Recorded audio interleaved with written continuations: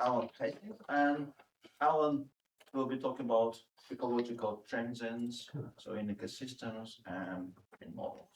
Yeah. So I've changed a bit what I said I was going to talk about based on what I've seen and the fact that I wanted to talk about some newer things, but also want to point out how it all fits together. And so, first of all, I'm going to also that many of you have seen me talk about before, or at least some of you have.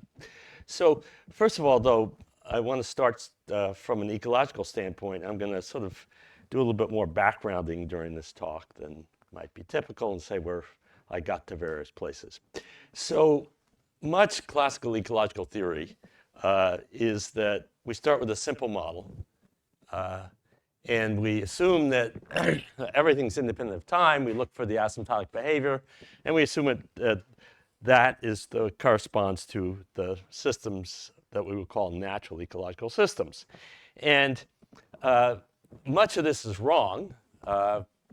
Stochasticity is important in the sense that we've left so much out in our simple models.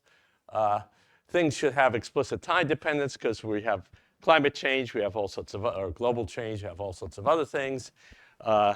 We shouldn't go off to the asymptotic behavior, and actually could also point out that there's nothing that's natural in terms of the world. It's all been human affected. And so what that says is that we can, mathematically, it's quite easy to do stuff over a very short time scale. Like one thing to point out is that you do this in a linear fashion. I mean, classic epidemiology, a lot of classic epidemiology would do that. It would do very, very short time sort of statistical models. And we know how to do the far future, right? I mean, it's simpler to say we know, but I mean, that's also dynamical systems. We know all about, or a lot about that. And it's that in between that's, despite the best efforts of many of the people in this room, which are very good efforts, we know a bit less about. So, a variety of key issues that one could talk about would be transient dynamics, and I'll spend some time talking about that. I won't talk about non-autonomous systems, but we've heard about that already, and we've already heard about some realistic approaches to stochasticity. But first, I want to go through a bit of neglected history. I often say, gee, you really should read this old stuff that people don't. I could ask in light of something somebody was talking about yesterday, I was going to point out, how many people have read Voltaire's Leçon mathématique de la lutte pour la vie? Anybody? One person, all right. Even if you don't know very much French, it's not very hard to read because it's written in French. It's written by somebody who I'm pretty sure was not a native French speaker. And how many people have read this? Ah, one. So I'm going to point out something here. In Wuhan, in my PhD with Professor Dan, he printed all of the books. He has everything. Yes. And you notice I got this Professor Dan, it was one of your books. A while ago, because you look at the price in US dollars, I mean, even the paperback now would not be $3.50. So here's the classic Locke-Volterra model, where everybody knows this, and people say, gee, these people weren't thinking, there's no density dependence in the prey, so this is unrealistic.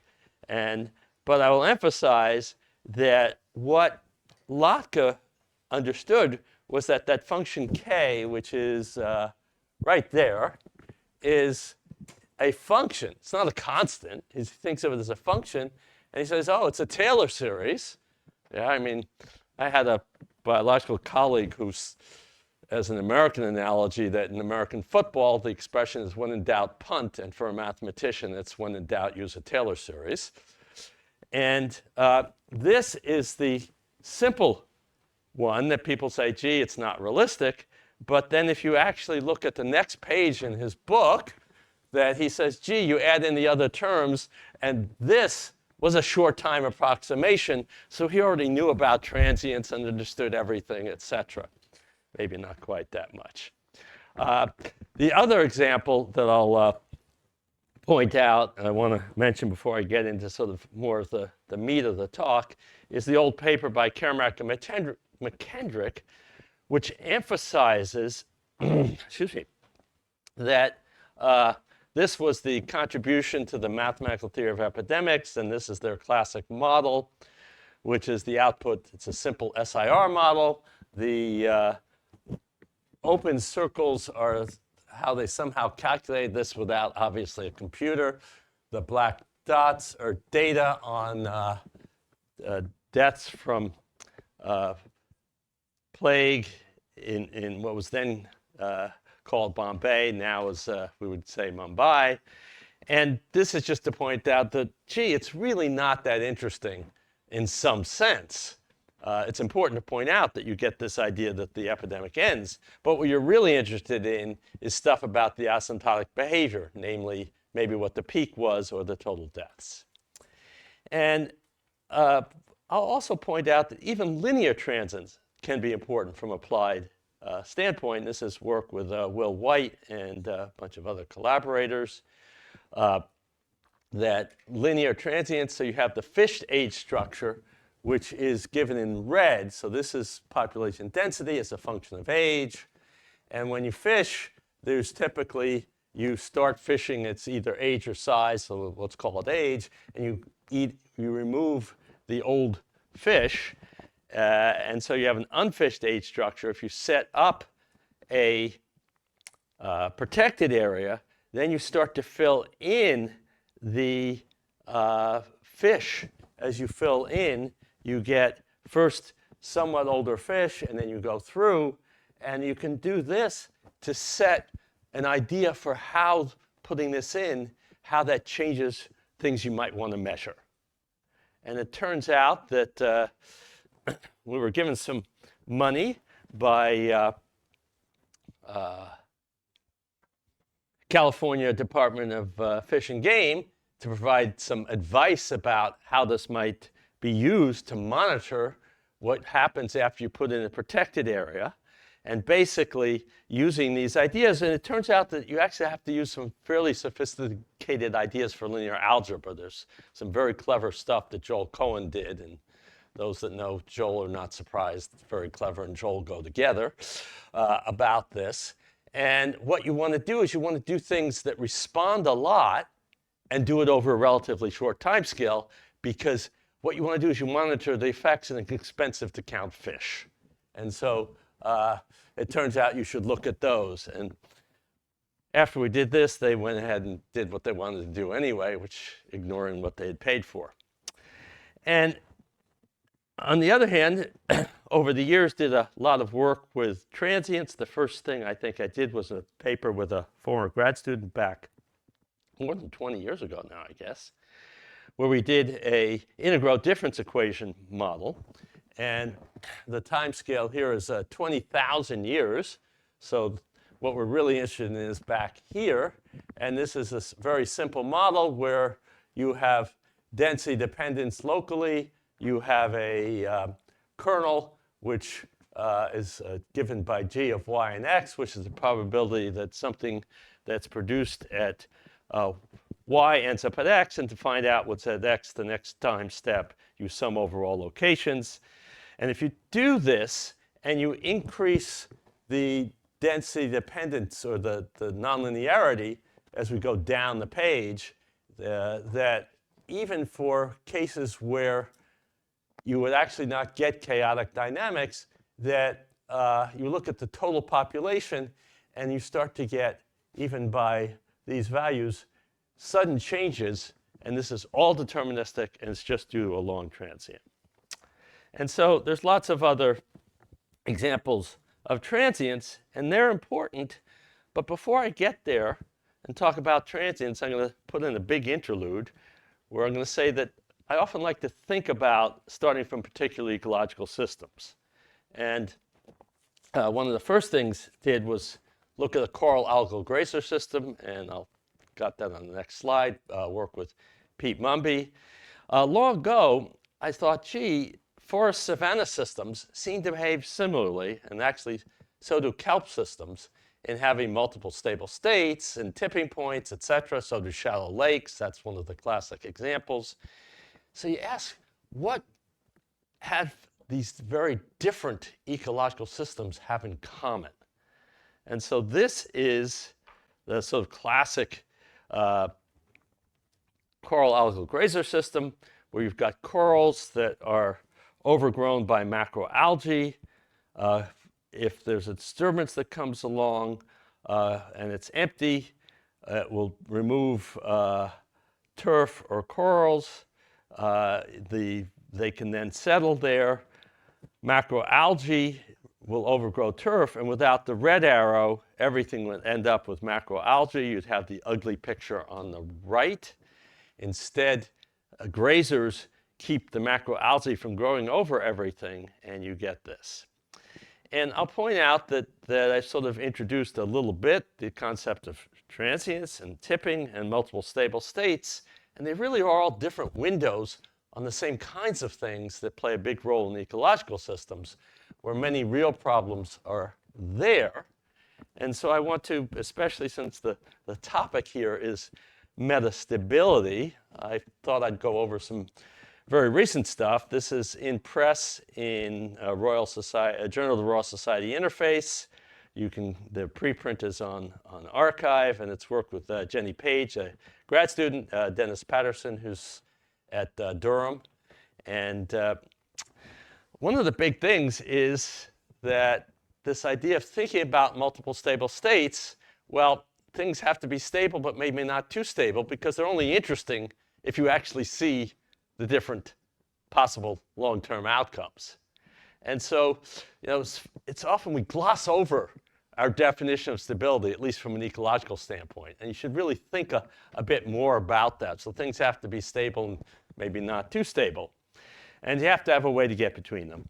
And you also might need long observations. And this is a topic which has had a fairly long history in ecology. One of these papers that sort of people have paid more attention to somewhat later is this one by Watt, A.R. Watt. And I noticed last night when I was putting this together that he was at Cambridge, so I think it's appropriate to mention this paper. And a book from, I don't have a date there, but it would have been from the 70s or early 80s, maybe very early 90s, by Peter Petritis, was a good summary.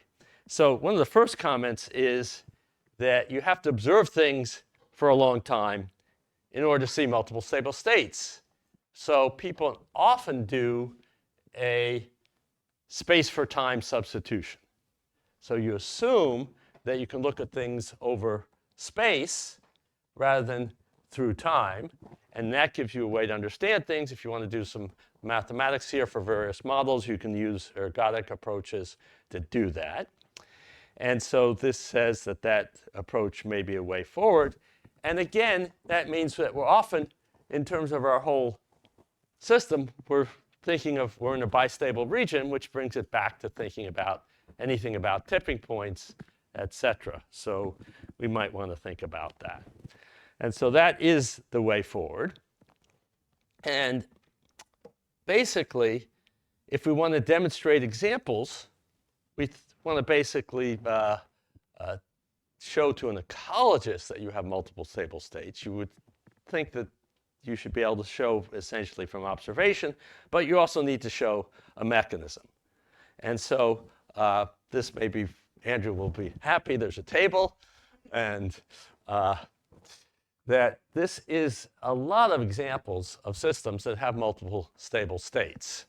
And the idea would be, gee, you have all these ecological systems, there should be something in common, because we'd like to be able to predict what systems have multiple stable states, even if we don't get to observe them, so we know sort of what general features. And this, I could sort of one pet comment I have is that a lot of ecological approaches have gone from what I would call theory to modeling, where modeling people look at a specific case In theory, you sort of look at a range of systems and try and understand what's common so you don't have to reinvent the wheel essentially every time you look at a different system, sort of like the comment that Sebastian made about the spread there. And so you can go down. There's shallow lakes I've mentioned, coral reefs I've mentioned, forest savanna, where it's fire. Coral reefs I pointed out was herbivory. Shallow lakes, often it's nutrient loading. And you might want to know about this because you might want to do some control mechanisms. Dryland ecosystems, which sort of ties to a little bit of what Karen said with you essentially implied this with the ones with the water retention. It's the tiger brush patches that people talk about. Kelp forest urchin barrens, so there's urchins, and then the kelp is that one, and various microbial systems. So think about it. So we've got systems like this. Potential surfaces are one way to think about it. And the system has to have a bistable region, so the bifurcation diagram looks like this. So suddenly we have bifurcations. They all go together. And essentially, it turns out, if we look at these, what ecological processes, which another way would be to say from the standpoint here is what mathematical features produce multiple stable states. So the idea here is that it's positive feedback loops. And it turns out that sort of in ecological literature, you go back and there were these work by Richard Levins back in the 70s where he talked about loop diagrams. And what he really was doing was looking at essentially the determinant, more or less, or the idea that things that would give you essentially the first Ruth Hurwitz criteria for stability, but didn't phrase it that way. And this then leads to this conjecture, this one that's formalized as the idea that an equilibrium system has at least two non-degenerate equilibria. There has to exist a positive feedback loop somewhere in the phase space. And so if you can, so that there are no feedback loops, then it can't have multiple stable states. If you do have feedback loops, then it might, and you should look further. And so, as I said, there are these loop diagrams, which you begin with a set of n vertices or nodes. You draw arrows indicating the sign of the effect of one on the other, and then you can use this to identify positive feedbacks. A very simple example to illustrate this would be a two-species competition model, where to sort of keep things away from the boundary, you add in an immigration term. So it's an island that you can get to, but you can't get from. And then for this, you see that you've got the minus ones, the effects on each other, the minus ones, the effects on themselves, and obviously you have a positive feedback loop by multiplying the minus ones on each other, so you can get cases of multiple stable equilibria. Savanna systems are another well-studied example where you have grass, saplings, and trees. You do this by assuming that you look at the fraction of habitats. You do a spatially implicit model, and you put fire in, and then you get some sort of grass.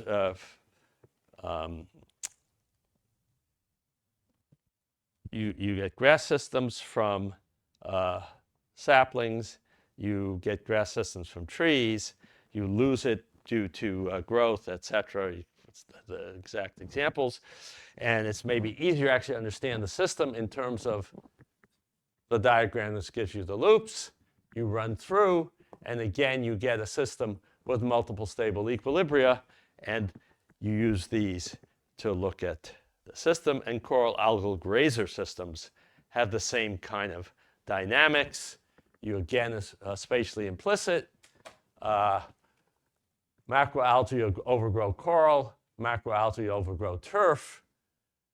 The grazer grazes both macroalgae and turf. It goes through them in proportion to which how much there is of each one. Coral overgrows, can replace turf. It's overgrown by macroalgae, and it can die. And you get a system that looks like this. You get a system again with bifurcations and multiple stability. And you see that you get, in both cases, but for different reasons, you get multiple stable states. Whoops. And so ecologically important multiple stable states essentially must lead to transients. And so how can we make this then leads to the idea, gee, given everything I've said with the first examples of transients, how can we make systems of transients, study of transients systematic? And again, sort of what are the characteristics of ecological systems that would produce this? And this is then important both for understanding experiments and also very important, obviously, for ecological management, which has to be done on relatively short timescales. So I'll sort of pause here and see if there's any questions or comments before I get to talking a bit more about transients. Yeah, Valerio. Yeah, I have a question about the space for time substitution. I Yes. Hear and read a lot about that. I just would like you to give a bit of a critical account, because to me, of course, if you have a system where the spatial interaction are modest, you can see different location as different members of an ensemble. So Yes. it makes, then in that case, it's just like multiple realizations. But how Yeah. do you deal with the spatial correlation? So if you have that is, I think, critical. Yes. I mean, unless you have a hypothesis there, you might be misled. Right. Yeah, so can you? So implicitly, what you're doing, obviously, is, I mean, the sort of simplest model that you would not have to worry about that would be if you do a model which is spatially implicit. And the idea would be that the spatially implicit models make the assumption that there is no short-term, short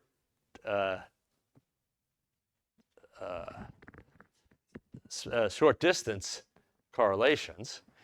And I will appeal there to sort of the fact that it seems to work. So, for example, for the coral algal grazer system, something that would never appear in print, that the way that first came about is that Pete Mumby did a spatially explicit, quite simple, spatially explicit simulation, and showed this kind of dynamics with the interaction with the grazing rate and those. And I looked at that and said, gee, you should be able to do this with a spatially implicit model. It should produce the same kind of dynamics. And lo and behold, it does. As a matter of fact, we had a fight with the editors of the journal to say we wanted to put both of those in because they each strengthen each other. And so you're right. One of the questions is, how do spatial correlations change things? And one of the things there, too, is that it's very hard to do that, right? If you do the spatially implicit, that you can write down. If you then want to do, even then put in very simple spatial correlations, then you run into problems if either way you do it. I mean, Melinda in the audience, so she has been working on large deviations. So if you do averages, so if you do basically an intermediate averaging up to mesoscale, the different blocks, so which are not the smallest spatial scale, but the intermediate spatial scales, tend to be much more independent from each other. And she verified that on different kind of data.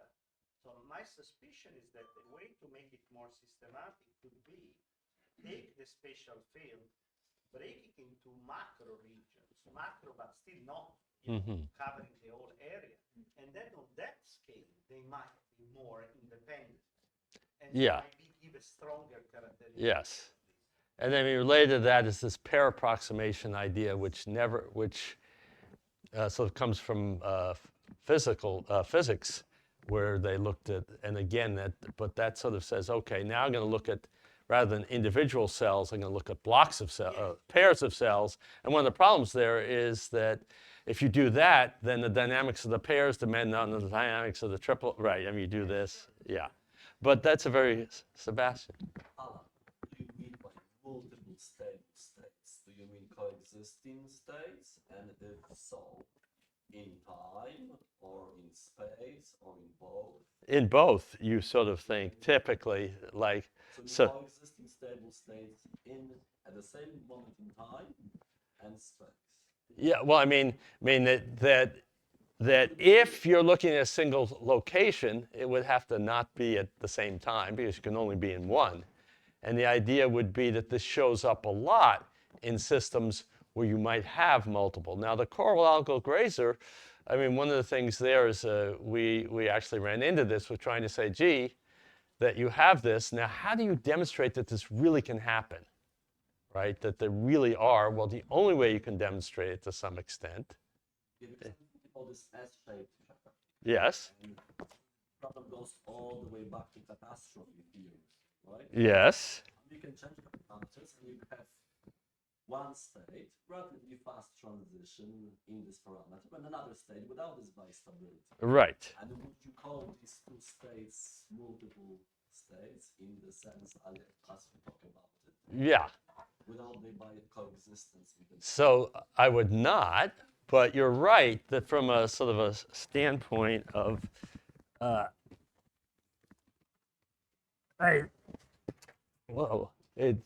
this thing is, so if you look, I mean, right, you can, right, what you're saying is you can change between, and obviously, yes, and that is something of great interest to think about when you're thinking about even transient, you know, how does that tie into this, that Venn diagram sort of thing I wrote, which says that we really want to think about these together. So, and that's a good, yeah. Jorgen. So the modeling basically comes from this kind of basically simple ODE models where you have, say, asymptotically stable equilibria, Yeah. orbits or something like that. And I'm just wondering if that's the right starting point. Seriously. Yeah. So because that really gives you a perverse kind of idea, and then you have to kind of repair. So now you say, no, we think of stability in this way, but it's not like that.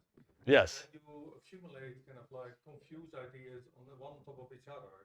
So there's many interesting examples. For this dynamical system within a tractor, where at some point you spend a long time apart the attractor, then another part. Do we call this multiple stable states? No, we just call it an attractor where there's a certain dynamic on the attractor. So people don't really do this enough. It's not so simple. Yes. Maybe the wrong paradigm. Yeah, yeah, that might be the right way to think about that.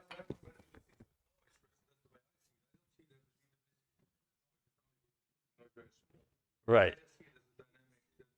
No, there with noise, I would completely agree with you that we shouldn't think of it as a deterministic system with a little bit. Yes, you really. Existing states, you need to somehow connect them in some sense. So how do you connect things that are isolated in the paradigm? That's what you have in some sense, right? Yeah. Because that causes. So here, I mean, part of it is the way if we think about the processes that we think are going on. So with coral reefs, you have herbivory combined, say, with physical disturbance.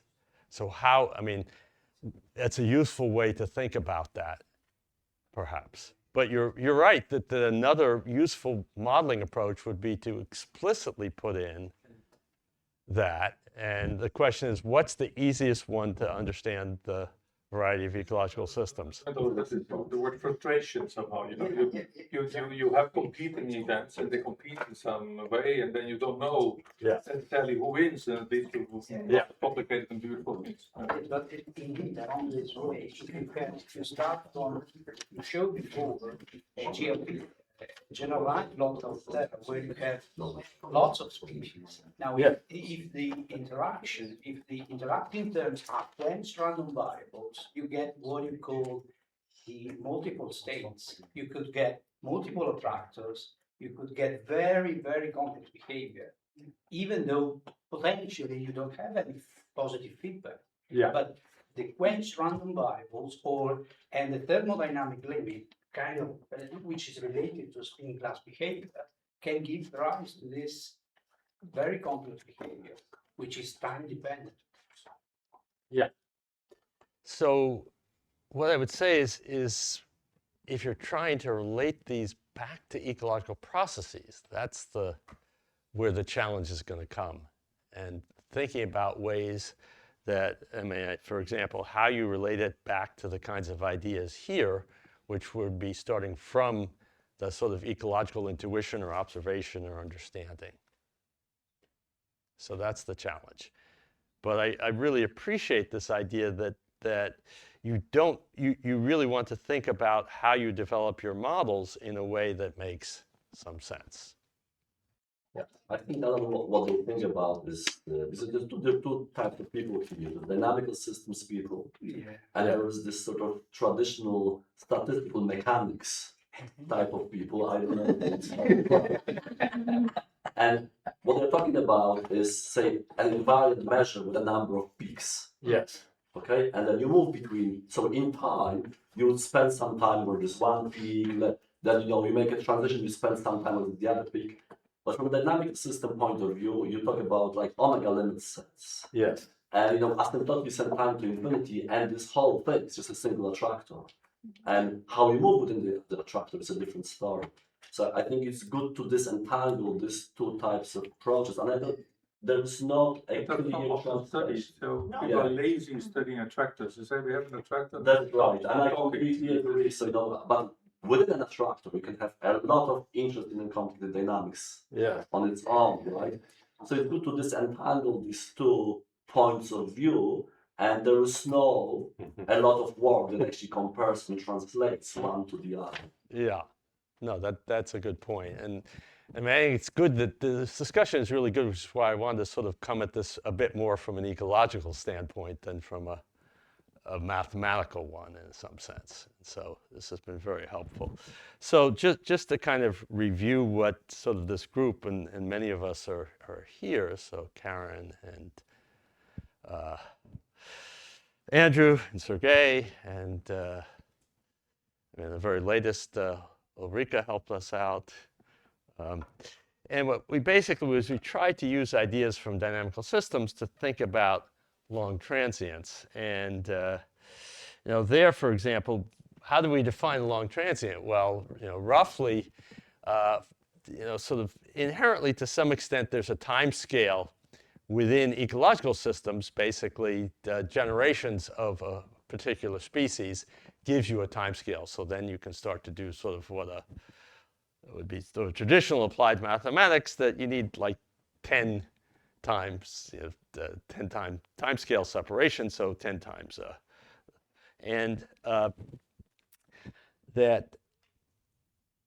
This is just another table that just points out that there's lots of ecological examples which seem to generate what look like long transients. And again, some of this actually, in response to Jorgen's comment, that you'll see that some of that we sort of do exactly what you said, that we have a system which moves between two, what look like two equilibria, but it's actually just an attractor and spends a lot of time near one, a lot of time near another, and we will call those transients. So exactly what you were suggesting.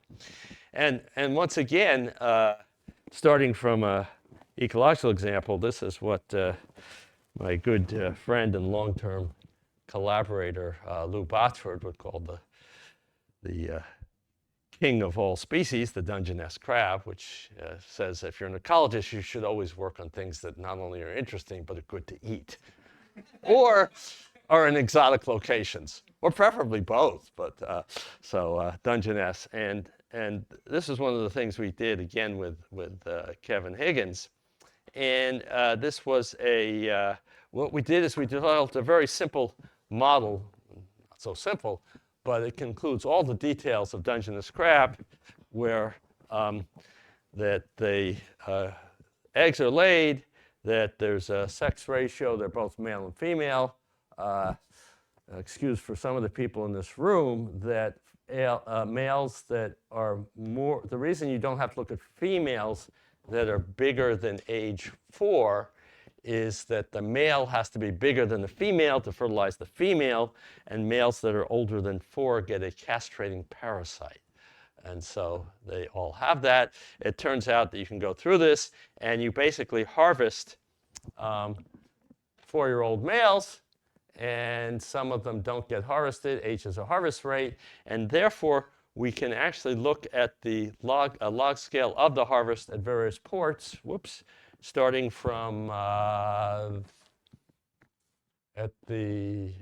over here, actually where Lou grew up in Fort Bragg in Northern California, moving north this way and then farther north, so I guess A starting and going south. And this is a log scale of, so this goes from 133 to 7,000. That's a non-dimensional variable, obviously, that amplitude. Huge oscillations. And what's interesting about this is if you make the model deterministic, and here we have various sort of explicit stochastic pieces. If you make the model deterministic, this model actually, as a stochastic, does pretty good for one-step ahead predictions from an ecological standpoint, which are the little lollipops that you can see. If you make it deterministic, it goes to a stable equilibrium in all but one where it gets very small amplitude oscillations. So a little bit of stochasticity. This is an example just of what Joran was mentioning, this very classic paper by Don Ludwig, Jones, and Holling on the spruce budworm, which has essentially also actually uses terms from catastrophe theory even, and the budworm density against time, and the model is blue. The dots are experimental or empirical observations. I'll point out that Karen has a very nice paper recently sort of putting this in a more modern framework. If you want to read any one paper in sort of ecological modeling, this is the one to read. It is that beautifully done. And this is a case where, in some sense, we would call this a transient for just the reason that you sit there for a long time, although it's part of an attractor. So another way that you can sort of think about things, and this again, maybe it's a little different, but similar, would be ghost attractors. This is a classic 3-species food chain model where you get a crisis at some point as you tune a parameter, and the chaotic attractor collides with the unstable limit cycle. That's the separatrix between that and a limit cycle on the boundary of the system without the top predator present. And if you do that, before you have had the crisis, if you look at the dynamics and you look at this piece, you do it after there is no longer a stable, or the attractor is now an invariant chaotic set, but no longer an attractor. You get this, and these two look identical, so you get this ghost of an attractor. So this goes back to the comment that Sebastian made during Karen's talk about the idea that when you have a bifurcation, it's not like you immediately plummet and you go down there. And you can illustrate almost lots of interesting things with the very simple predator-prey dynamics. If you have no sort of a standard small amplitude limit cycle, you get that.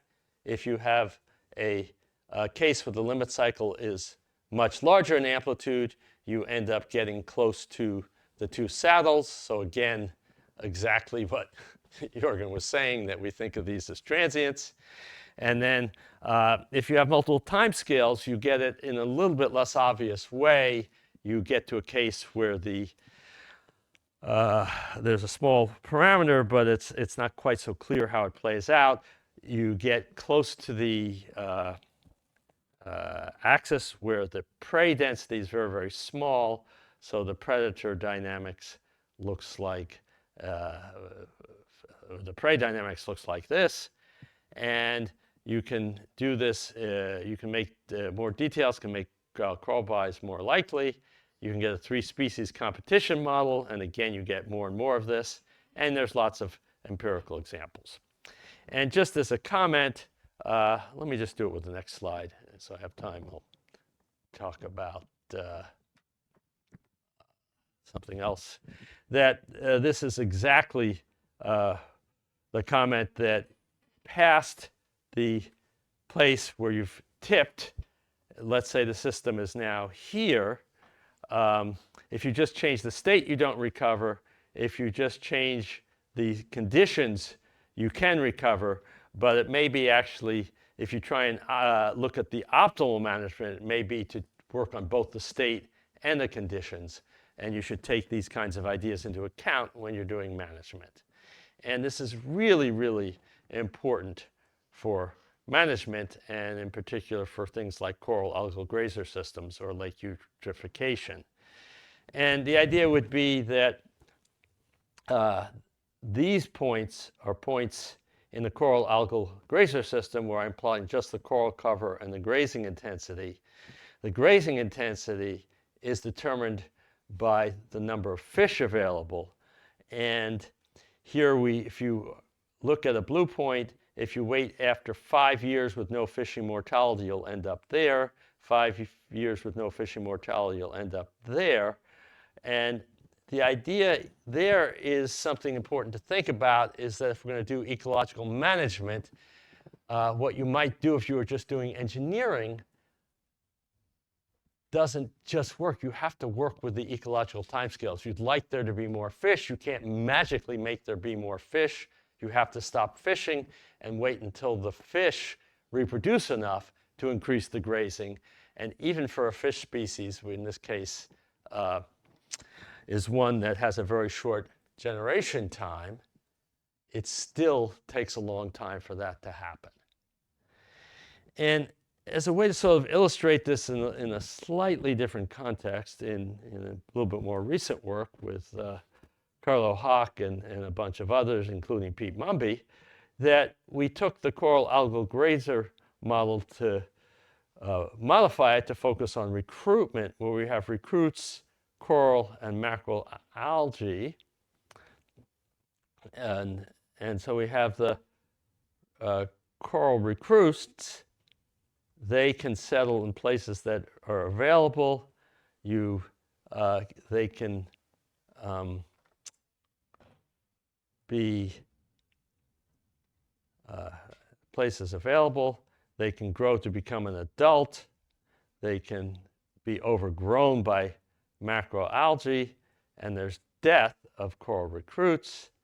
The macroalgae can overgrow coral and free space, and there's a grazing term which depends on the coral, because the grazers actually use the coral for their habitat as well as provide the other aspects. You can do simple discrete time simulations, and I will, in interest of time, I will skip over that. Long transients play a key role. And the idea here is that this model was used to try and understand actual management thinking for the Great Barrier Reef, where you have essentially lots of disturbances, crown of thorns starfish, bleaching events, and warming events. And you get a case where you get tipping points in this system which depend on the external supply of larvae. So if you have more larvae coming from, you'll get to the desired state with lots of coral. If you have less, you have this bistable region. And so it's again an example where you could begin to look at tipping. We haven't done enough. There's lots more that could be done here, even with rate-induced tipping, presumably.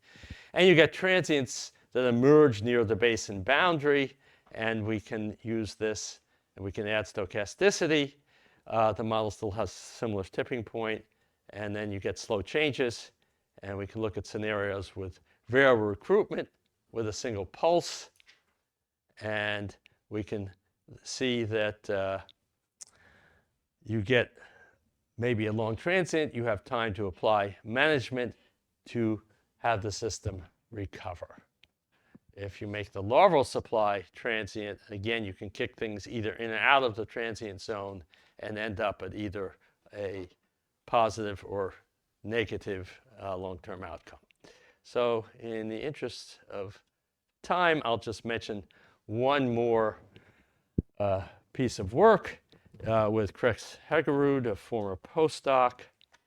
And there we've been looking at anaerobic digesters. And the idea is that we have this model for anaerobic digesters. We use the well-understood model to create synthetic data. We essentially use the idea of put a sort of a general sort of model approach. And then the idea would be to try and predict when the transient would end. So try and think about essentially early warning signs for the end of a transient. And in this case, it's the idea is that the transient is approaching a saddle, and once again, similar to the typical saddle node bifurcation with B-tipping, then an early warning sign here can be skew, because as you get closer to the saddle, the system's going to spend more time on one side of the stable manifold. And so as it gets more and more time on one side of the stable manifold, that is a sign that it's about to head off in that direction. Because one question has always been, how can you predict the end of a transient? So let me stop there by just saying that these topics really are all intertwined: transients, tipping points, and multiple stable states. And from that standpoint, then, too, this sort of classic statistical mechanics approach, as well as the dynamical systems approach, they're sort of all different ways of looking at the same thing. And we sort of would want to use which approach is most useful to get the understanding that we want for a particular system. And I would say that what we want to do is try and look at this kind of approach for ecological systems, where we get rid of a lot of the standard assumptions. So I'll stop there and see if there's any questions.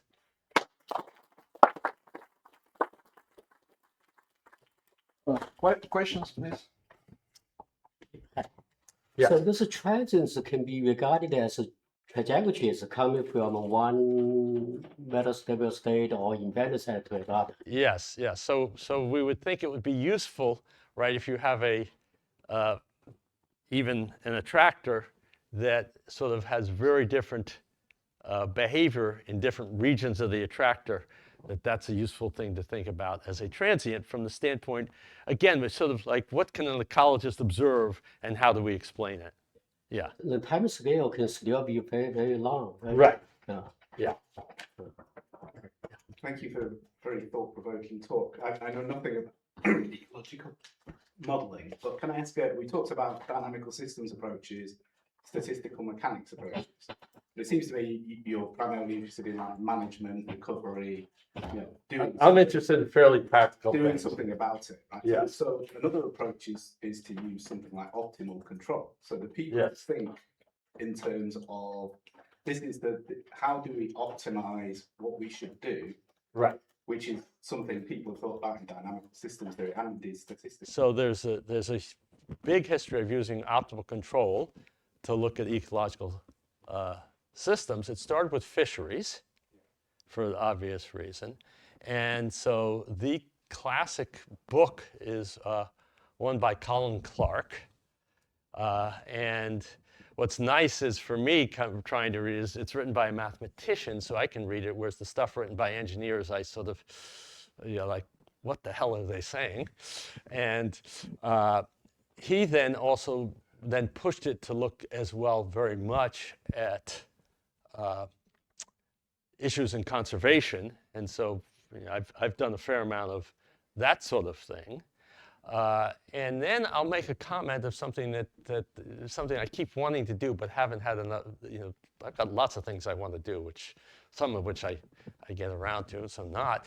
Is that optimal control is one way you would want to do things, but what's almost never done is process sort of control, which is what you might want to do if what you want to do is keep a system in a sort of a healthy operating state.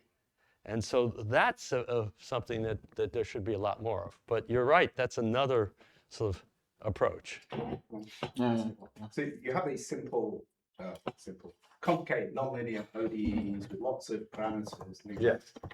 And so one of the methods that's currently popular is to use adjointing methods to say, how should we change the initial conditions? How should we change the parameters in an optimal way? So it's not to go over the. Yeah. Is that kind of thing you do that? Yeah. And I'll also point out something which everybody in this room knows, but maybe doesn't sort of think about as much, is that, and I think it was sort of implied by a comment that maybe was Sebastian, that the separation into parameters and variables is somewhat arbitrary. It's our own sort of thinking, and that we would want to think about that.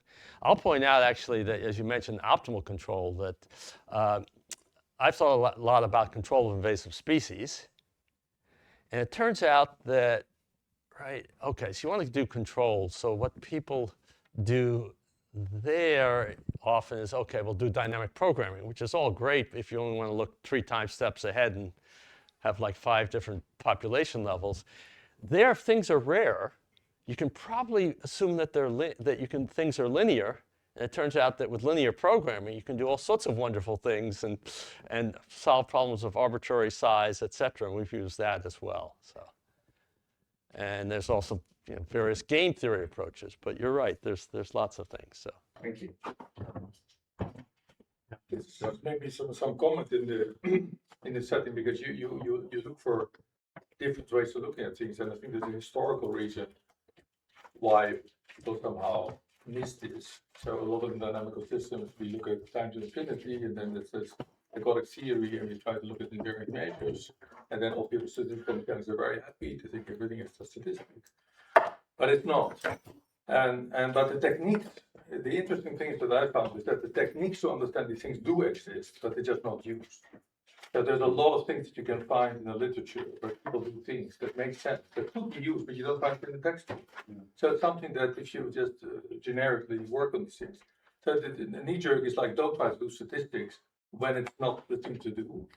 And try to look at time not infinity if that's not your interest. Yeah. And there's a lot of techniques around that do this for you, but they're not so well advertised because it seems to be that everyone runs after the same rabbit in some sense. Yeah. And I think that's an opportunity somehow, especially also for younger people. There's a lot of things you think like, well, no one does this. Well, I'd say that's a good reason. And look in the literature, you find surprisingly many things that, especially I know the dynamical system literature very well. People do fantastically complicated things, and but they run after one type of result, and they don't tell you. But in the meantime, they all found out, and they found out a lot of things that are very interesting and useful. And I think that there's a lot of opportunities to kind of like mix these things, and also with statistics stuff to not look at this big statistic, but try to look at statistics in a smart way. So some things you want to average, some things you don't want to, and so on. And do a lot of things. But you should talk about that. Yeah, no, I mean, this is, I think, an opportunity to put sort of different things together. Yes, please. I have a question about the feedback, the positive feedback. Yeah. So one way is, of course, to come from the application, and as you said, look at the intuition, what you think is there. And then the other side would be the mathematical side. And if I understood your slide correctly, you would do it by looking at Jacobians and Jacobian eigenvalues. Yeah. But that is, of course, again, local and usually around an equilibrium. But then you're talking about transients. So how do you understand feedbacks in and out of equilibrium context? I don't have a good answer for that right now. Yeah, but maybe Valerio does. No, I want to make it harder. I want to introduce another one of those major concepts that annoy people.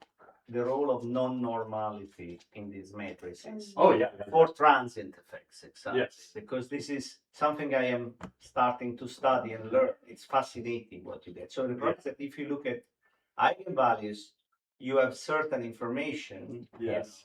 under the hypothesis that God is good, that is the Yes. system, the matrix is normal. Right. What if not? Because then things can be So I have- dramatically different. Yeah, and I couldn't agree with you more. I have a former student whose thesis looked at this, and unfortunately she had just frighteningly bad health issues, and so have not written this up, but I could send you the, Please do, because I'm starting to write a manuscript on non-normal effects. yeah, but absolutely, I mean, that implicitly people sort of think of all matrices as symmetric, et cetera, which, Yeah, which then, it's our bias, you know. yeah.